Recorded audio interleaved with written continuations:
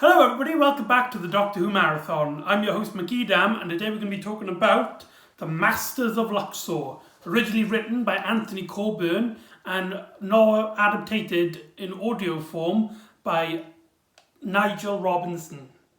So this is the DVD cover. It's very cool. It's a jewel cased, so it actually opens up kind of like that. So that's really cool. And like always with these audio dramas, I've made my own cover. This one I've actually designed myself.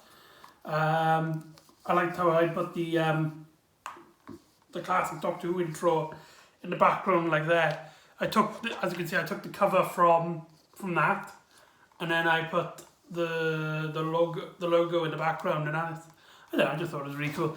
So this story is part of the Lost story range, which is when Big Finish make audio adaptations of stories that were originally written for TV. The Masters of Luxor was originally the second or third, depending on your point of view, story, which then got replaced by The Daleks by Terry Nation. So Anthony Coburn was originally going to write the first story set in modern times, the first story set in the past, and the first story set in the future. But however, this story never got made.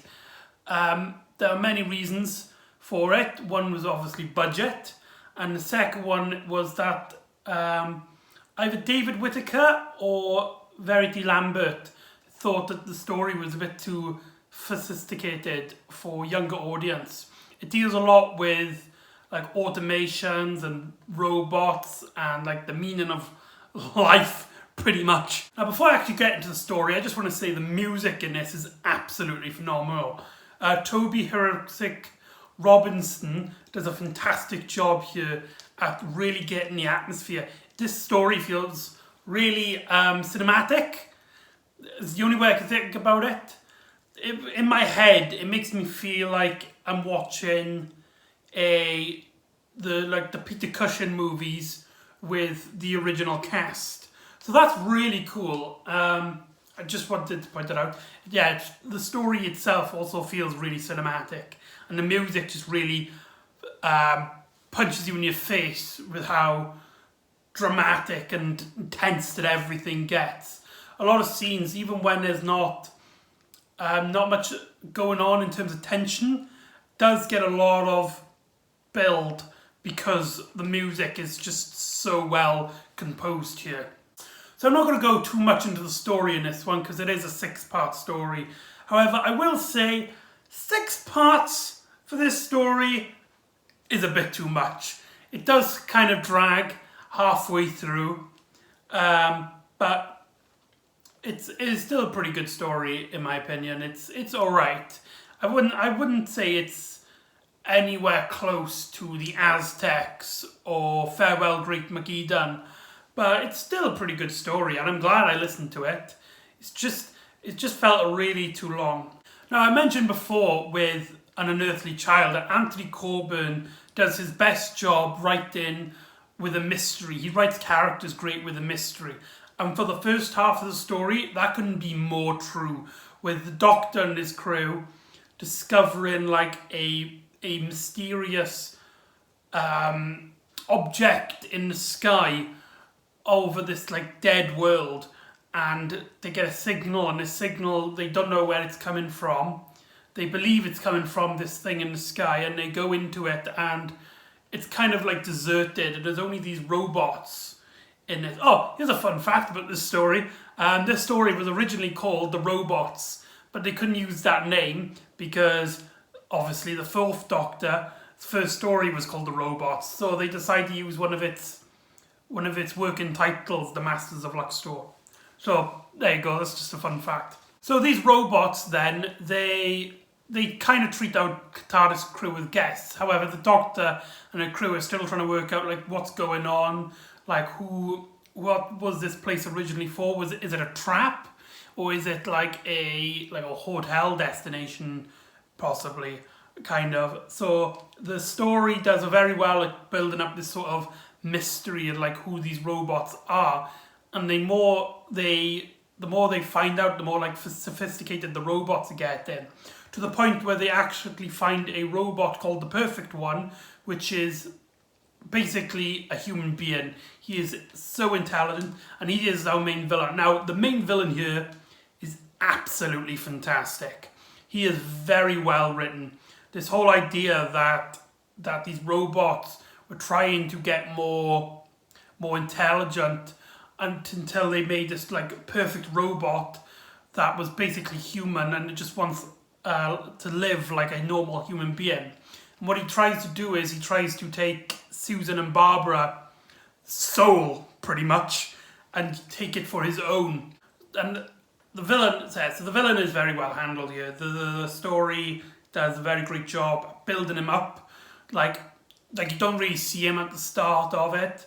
I think by the end of episode 2, the robots, the normal robots, before we meet the Perfect One, they explain to the Doctor and the crew that the people who made them were kind of like, they weren't given enough to this whole idea of the robots making better robots. So they killed them, and the Doctor and his crew were obviously stunned by this. So they tried to escape. However, the robots kind of like held them like, not sort of like prisoners, like sort of like house arrest. So the Doctor and the crew, and they realise they climb out the windows and climb into another window to try and like escape. However, they realise this is some sort of like a test, and it leads them into this room where they can watch this event happens, where there's these 2 chairs, and one of the robots put this elderly guy in there on one chair, and they put the Perfect One on the other chair, and he kind of sort of like absorbs the older man, and that's one of our cliffhangers. And then the episode after is then with the Perfect One basically explaining who he is, why he's doing all this, and it's very well handled.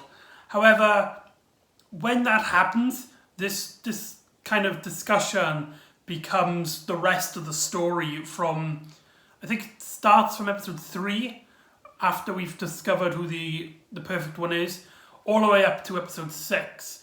And don't get me wrong, it's a very cool idea. It's very well handled here. It's just, it's a bit slow. Like, a lot of points get repeated over and over again. It does feel like you're kind of like stuck listening to it, kind of like recording. And I must be honest, getting to part 6 was a bit of a drag. It was a very hard to listen to. This story just, I don't know, it annoys me because it does have a very great concept. It has a very great idea.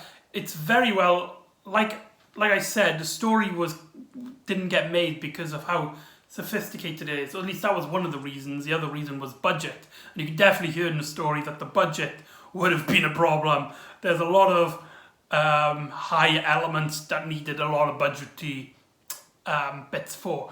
However,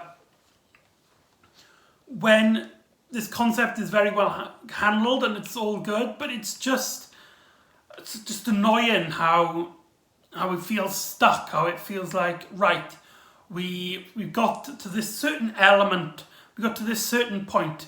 However, we can't move any further because the only bit further now to do is to finish it up, and then that leads to the ending, which we can't have at the moment because this is a 6-part story. So we just kind of have to keep our characters here in this plot point until the end.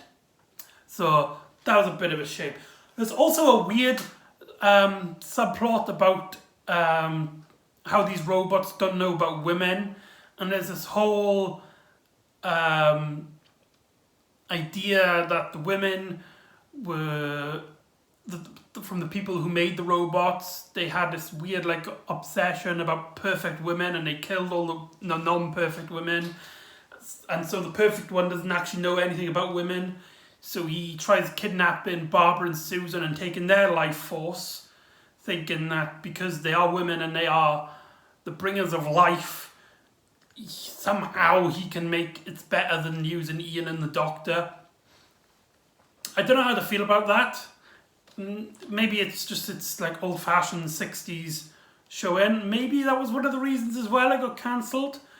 But I don't know. I don't think it really worked here. I'm glad that they kept it if it is part of the original story. This story, I like how in the Lost Story box sets they do feel like they've kept as much of the story as physically possible in audio form. So I'm glad they kept it. I just wish that in the original story, if this is from the original story, that it wasn't there. I think it kind of put a lot of focus into elements that didn't really need to be addressed here. So why Susan and Barbara are prisoners of the Perfect When? The Doctor and Ian discover that the signal that brought them there was actually from the dead planet below, and they go in there and they discover one of the creators. I think it was the creator of all these robots, Tavok. Now Tavok, he realized that these robots were basically making the Perfect One, an idea that he had, but he hated it. So he kind of like abandoned it and put himself in like expended animation, and he just hates it. And the Doctor and Ian wake him up to try and help. Now I could get why he's there, and he kind of has a foil. He's a foil character for the Perfect One, and when they bump into each other, they have some very great dialogue, but it's a lot of setup for the Perfect One. This character has his whole episode based around him. Well, not based around him, but he has an whole episode or two talking to Ian and the Doctor, when it could have really been like a scene or two, but it takes a lot of time to get to him, to the Perfect One, and to get his character as interesting as he was deserving of. So I don't know. I don't think this character really worked here. One thing I really liked about the Perfect One is this idea. I personally have always had this idea, and I really wanted to see it like on a Cyberman story. But to find out that it's actually in this story is really cool. And the idea of a villain who kind of like, he has this thing in his head that if you kill him, if you destroy him, then this thing will activate and will destroy a planet, destroying everything. Now that's just a really cool idea for a villain. And personally, as somebody who comes up with like stories and ideas and stuff, this is a story idea I've personally had. So in a way, I'm kind of annoyed that this story did it, because it's like, damn it, I thought I was being original, but I'm not. In part 6, the Perfect One kind of like comes to the conclusion that he is pointless because he can't become human as much as he can, because Tavok basically explains to him that his dream is useless. He can't become human. So the Perfect One asks the other robots to destroy him, and they do, and so the whole planet is about to destroy.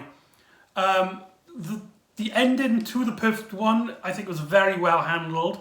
How the Doctor used basically his own logic, and Tavok and all the other crew used his own logic to get to him, and it's very well handled. It's a very great ending to this 6-part story. And so the Doctor tries to get to the TARDIS and tries to take Tavok with him, but Tavok decides to stay with him, to stay with the Perfect One until he gets destroyed completely. And he basically is like, this is my creation, basically, so I think I deserve to die as well. So that's very dark. I don't know. I wasn't too interested in this character, so it didn't really affect me that much. But I can see if Anthony Coburn wanted people to get connected to this character, I would like how this ending would have been if this character was developed very well. but I don't think he was, because I think they kind of stumbled on his introduction a bit too long. So there you go, that's the Masters of Luxor. It's alright. I wish it was a little bit better. It does feel very dramatic. Like I said, the music makes it very cinematic. Just the atmosphere of this world just compopulated by robots. It felt very like a pre-Cyberman story. A lot of elements in the story as well get repeated in later stories. Like I said, they even mention the idea of what if these robots were actually humans that got turned into robots. But it turns out this is more like a reverse Cyberman, that these are robots trying to be humans. So that's very cool. And I felt there's a lot of connections between this story and the Fourth Doctor story, The Robots of Death. So I'll get to that when I watch that for this marathon. So I don't know, I just thought there was very nice connections to other stories. However, I don't think the story is as strong as it should have been. Maybe you should definitely give it a try, I think, but not if you're kind of new. Check it out if you really want to. It's very great to listen to. Just don't expect anything brilliant, and do expect that it's going to be a slow listen to. Maybe it'd be better if you listen to this in short beats. As I'm reviewing these, I have to really listen to them all at the same time. I prefer watching it like a movie, like I watch them all back to back. But maybe this story would have been better if I listened to one episode at a time, like one episode a day maybe, or I don't know. So there you go, that's the Masters of Luxor. And that is the final story that I've got of the Lost Range featuring the First Doctor. So there you go. So join us next time for the next Doctor Who marathon video, and I believe it's another Big Finish. I'll have to check. So I'll see you then. I hope you enjoyed this video, and I'll just see you all next time on the Doctor Who marathon.